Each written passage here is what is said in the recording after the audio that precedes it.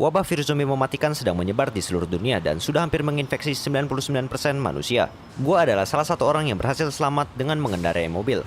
Ya, sampai akhirnya mesin mobil gua rusak dan gua terdampar di tempat ini. Hal yang bisa gua lakuin adalah mencoba bertahan hidup selama mungkin di daratan yang bahkan gua sendiri nggak tahu ada di mana.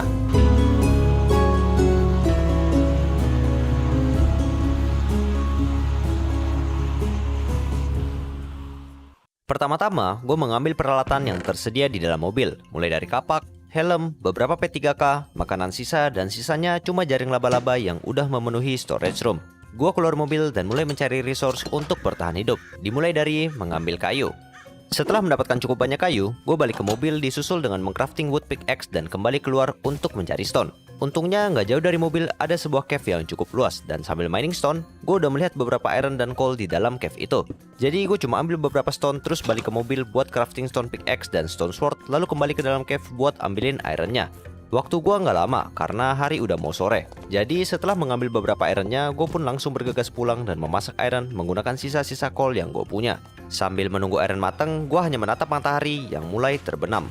Malam pun tiba dan zombie-zombie mulai berdatangan. Setelah iron matang, gue pun mengcrafting ember dan iron pickaxe dan malam itu gue nggak bisa berbuat banyak.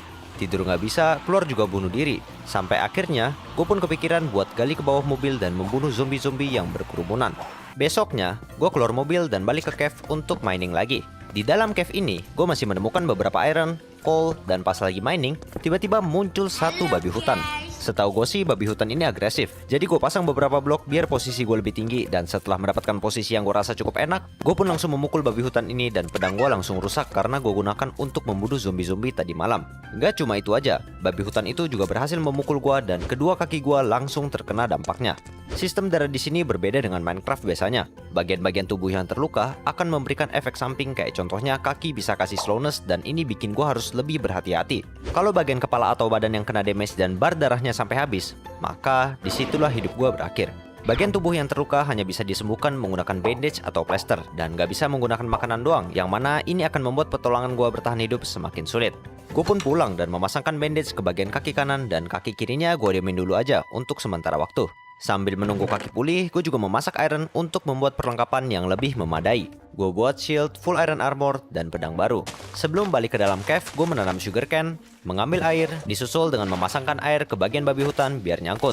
Tapi noobnya gue, malah gue yang nyangkut di air dan babinya nyerangin gue. Untungnya gue berhasil membalikan keadaan dan membunuh babi hutannya.